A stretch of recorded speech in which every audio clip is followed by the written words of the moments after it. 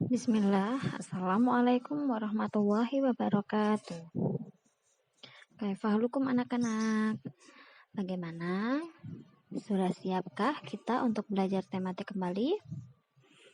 Kemarin kita sudah pemanasan sedikit tentang iklan ya. Bunda kemarin minta untuk anak-anak sekalian menggambarkan sebuah iklan ya yang ada di halaman 4. Nah, sekarang kita akan memasuki materi di tema 3. Buku paket tema 3-nya disiapkan. Kita akan mulai ya.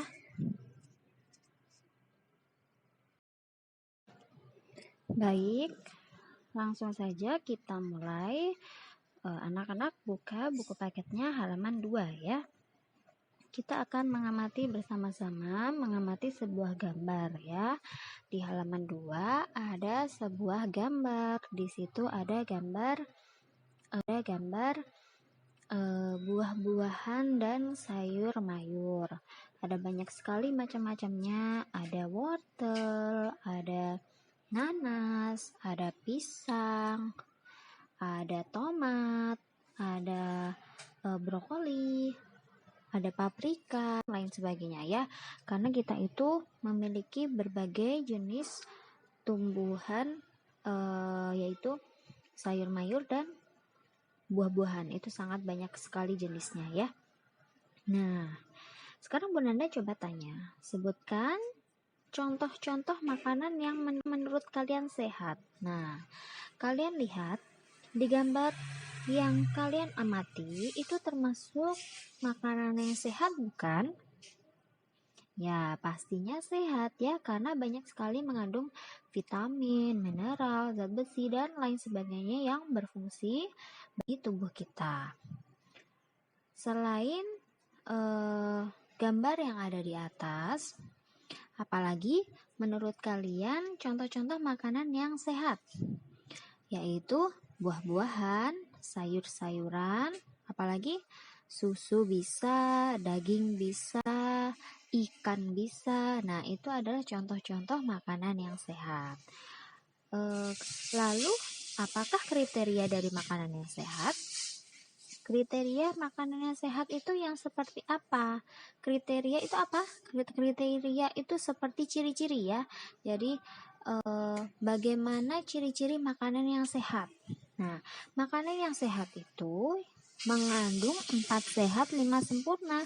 Jadi makanan tersebut harus mengandung vitamin, mineral, protein, karbohidrat, kalsium, fosfor, lemak, dan lain-lain ya. Itu adalah kriteria dari makanan. Kemudian buka buku paket halaman 4 ya. Di halaman 4 seperti yang kemarin Bu Nanda minta untuk tugas, yaitu anak-anak membuat iklan dari salah satu gambar yang ada di halaman 4. Nah, jadi ketiga gambar itu adalah sebuah iklan ya. Di situ ada iklan tentang makanan sehat. Gambar yang pertama, di situ ada tulisan apa yang bisa dilihat? Makanan sehat dan bergizi, solid, hidup sehat dan awet muda. Kemudian yang gambar kedua, apa tulisannya? Makanan sehat dan bergizi penting untuk pertumbuhan otak anak Anda.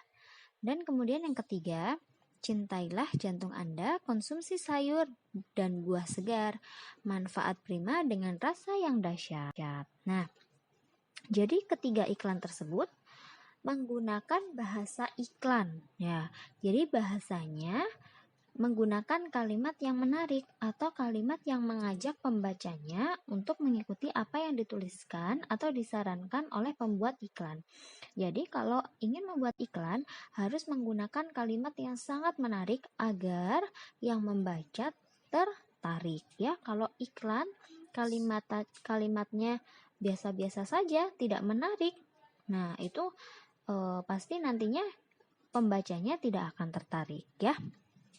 Nah, di gambar iklan tersebut, kalimat-kalimat iklannya kalian bisa melihat tulisan di iklan tersebut yang sudah kalian baca, di situ terdapat yang namanya kata kunci ya.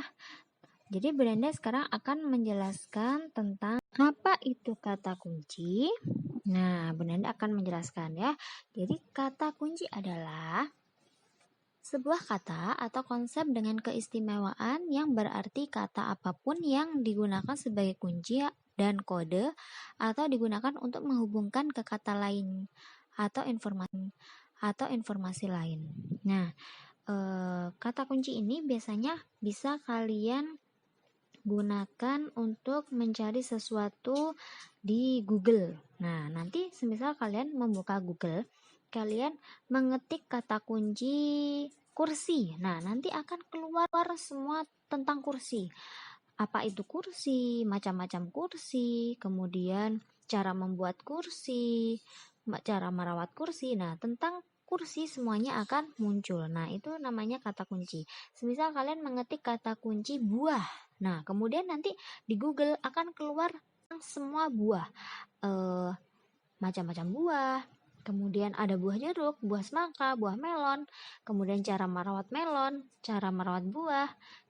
Bagaimana buah itu bisa dipanen. Nah, semuanya akan muncul. Nah, itu gunanya kata kunci ya. Jadi kata istimewa untuk menghubungkan ke kata lain atau ke informasi lain. Ciri-ciri sebuah kata kunci yaitu kalian bisa lihat ya di video, terdiri dari satu kata atau dua kata yang membentuk frasa kata. Kemudian mengandung kata yang unik dan mewakili sebagian besar atau seluruh topik ya.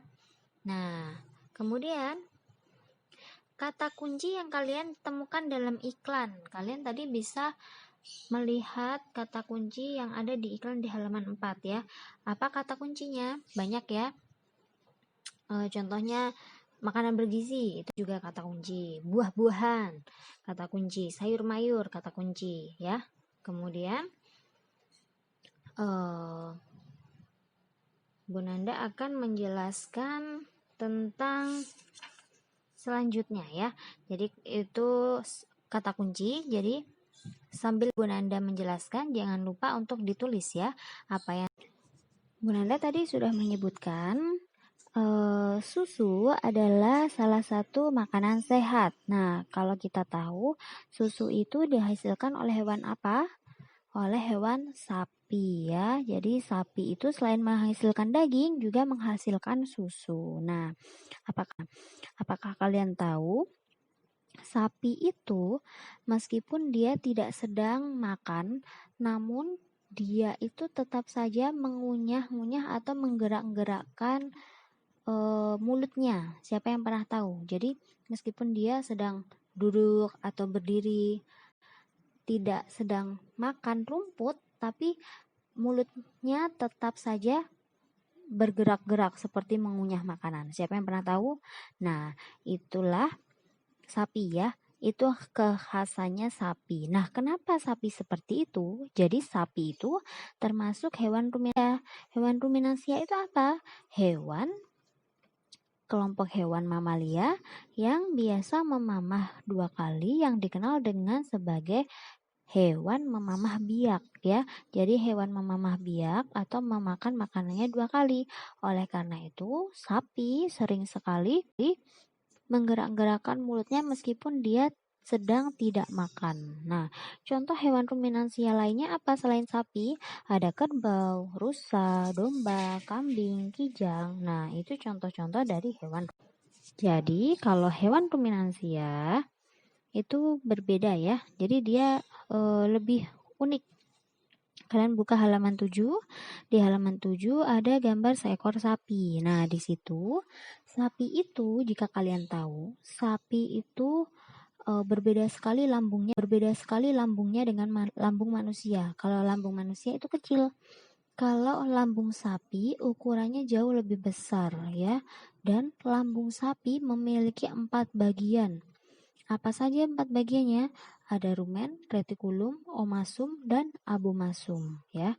Kemudian itu adalah lambungnya, bagian lambungnya. Nah, sebelum masuk ke lambung, biasanya sapi itu memakan makanannya melalui apa? Mulutnya, kemudian dikunyah oleh giginya, dibantu dengan lidahnya, dan dibantu juga oleh saliva. Saliva itu apa? Saliva itu cairan atau enzim yang untuk membantu sapi untuk mengunyah makanannya. Ya, itu dinamakan dengan saliva. Nah, sekarang Bu Nanda akan jelaskan 4 bagian dari lambung sapi. Yang pertama yaitu rumen. Rumen itu apa? Jadi rumen itu bisa kalian lihat di halaman 8 ya. Rumen itu tempat terjadinya pencernaan dengan bantuan mikroba. Kemudian yang kedua, lambung yang kedua yaitu retikulum. Jadi di retikulum, makanan kembali mengalami proses fermentasi dengan bantuan bakteri anaerob dan protozoa. Kemudian bagian lambung yang ketiga yaitu omasum. Jadi di dalam omasum, makanan dicerna dengan bantuan enzim pencernaan. Dan yang terakhir yaitu abomasum.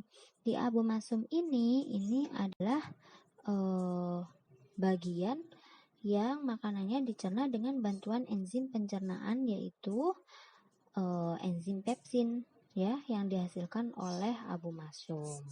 Kalian tahu, jadi panjang usus sapi itu sangat panjang ya. Jadi panjangnya ada berapa? Ada 40 meter. Bayangkan usus sapi itu panjangnya 40 meter. Sangat panjang. Sekarang dibuka halaman 12. Kita akan mengamati gambar sebuah iklan. Jadi, kita selain mengkonsumsi makanan sehat, minum air itu juga sangat penting bagi kesehatan kita. Nah, iklan yang ada di gambar tersebut yaitu iklan yang memberitahukan bahwa pentingnya air untuk kita. Di situ ada gambar seorang anak dengan membawa segelas air. Kemudian ada tulisan tubuh membutuhkan 2-2,5 liter atau 8-10 gelas per hari. Ciri air sehat yaitu jernih, tidak berbau, tidak berasa. Nah, jadi iklan itu memiliki fungsi untuk mempromosikan sesuatu. Sama juga seperti yang ada di gambar di situ. Berarti dia mempromosikan apa? Mempromosikan atau memberitahukan tentang pentingnya air untuk kesehatan tubuh kita.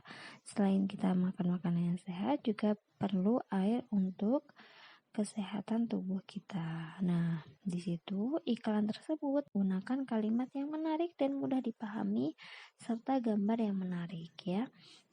Gambar, kalimat itu semuanya harus menarik dalam sebuah iklan ya. Jadi iklan itu bersifat persuasif atau sifatnya mengajak seseorang agar tertarik dengan iklan tersebut. Itu dinamakan dengan persuasif ya. Tadi Bu Nanda sudah menjelaskan sistem pencernaan pada hewan ruminansia. Nah, sekarang kita akan belajar sistem pencernaan pada tubuh kita, yaitu tubuh manusia. Perhatikan gambar yang ada di halaman 14. Di situ adalah gambar sistem pencernaan pada manusia yang dimulai dari mulut. Setelah itu kerongkongan, kemudian masuk ke lambung, lalu masuk ke usus halus, masuk ke usus besar, dan barulah dikeluarkan kotorannya melalui anus.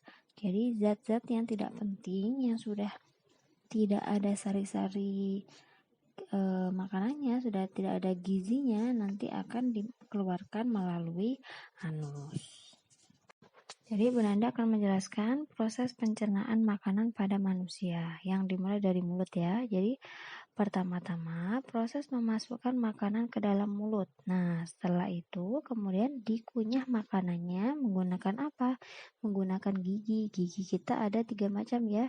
Ada gigi seri, taring, geraham. Nah, itu nanti untuk proses mengunyah makanan. Setelah itu proses menelan makanan di kerongkongan. Setelah kita telan, masuklah ke kerongkongan dan menuju ke lambung. Di dalam lambung nanti terjadi pecahan makanan dari zat yang kompleks menjadi molekul-molekul yang lebih sederhana dengan bantuan enzim. Setelah masuk ke lambung, kemudian terjadi proses penyerapan sari-sari makanan yang terjadi di usus halus ya. Jadi usus halus itu berfungsi untuk menyerap sari-sari makanan. Setelah masuk ke dalam usus halus, kemudian masuk ke dalam usus besar, lalu dikeluarkan melalui anus. Apa yang dikeluarkan yaitu sisa-sisa makanan yang sudah tidak diperlukan lagi oleh tubuh manusia. Ya, jadi itu penjelasan dari Bu Nanda ya.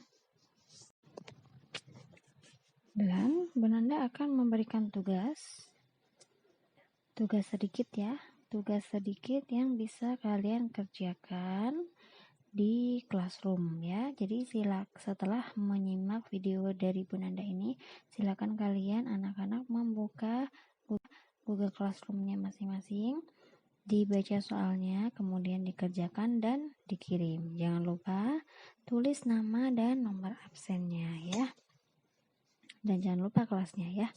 Baik, semoga penjelasan dari Bu Nanda ini bisa dipahami oleh anak sekalian. Bu Nanda akhiri, Assalamualaikum warahmatullahi wabarakatuh.